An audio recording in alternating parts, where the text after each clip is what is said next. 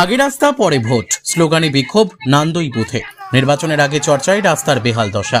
বিধানসভা নির্বাচনের আগে রাস্তার বেহাল অবস্থাকে কেন্দ্র করে বিক্ষোভে ফেটে পড়লেন নান্দই বুথের সাধারণ মানুষ। আগে রাস্তা পরে ভোট স্লোগান তুলে প্রতিবাদে সামিল হন এলাকাবাসী।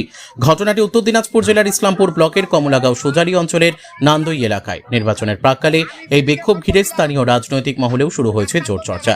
স্থানীয়দের দাবি, মাহানখা মোড় থেকে ডাঙ্গাপাড়া ভাইয়া নান্দই নেন্ডকারি হয়ে মোলানি মোড় পর্যন্ত প্রায় 3.5 কিলোমিটার রাস্তার অবস্থা দীর্ঘদিন ধরেই অত্যন্ত বেহাল। অল্প বৃষ্টি হলেই রাস্তা কাদায় পরিণত হয়, আর শুকনো সময়ে ধুলোয় ভরে যায় চারপাশ।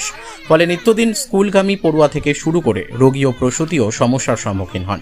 গ্রামবাসীদের অভিযোগ, প্রায় 1 বছর আগেও একই দাবিতে বিক্ষোভ দেখানো হয়েছিল। সেই সময় স্থানীয় জনপ্রতিনিধি আশ্বাস দেওয়া সত্ত্বেও কোনো কাজ হয়নি। আমরা করছি এর জন্য যে এই রাস্তাটার জন্য আমরা অনেক দিন ধরে বিক্ষোভ করতেছি। আগেবার আপনাকে ডাকা হয়েছিল, 1 বছর হয়ে যাচ্ছে, যে 3 মার্চ 2025 আপনাকে ডাকা হয়েছিল। তখন আমাদের প্রধান সাহেব কি বলছিল, লতিফুলদা, তিনি বলছিলেন যে এখন তো কিন্তু কাজ করা নাই, ফান্ড নাই, আমরা নিজের পকেট থেকে কিছু খরচা করে কাদোটা যাতায়াত করার জন্য রাস্তাটা করে দিব। কিন্তু 1 বছর হয়ে গেল, এখনো অব্দি না আমাদের এখানে এখনো বালু না পাথর না কিছু আসে নাই।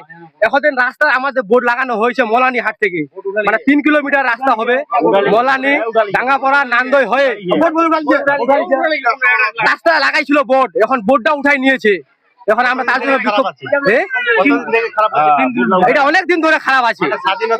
স্বাধীনতার পর থেকে আমার যতক্ষণ বুঝতে আমি যতদিন ধরে হয়েছি তার আগের থেকেও খারাপ আছে, আজ পর্যন্ত খারাপ আছে।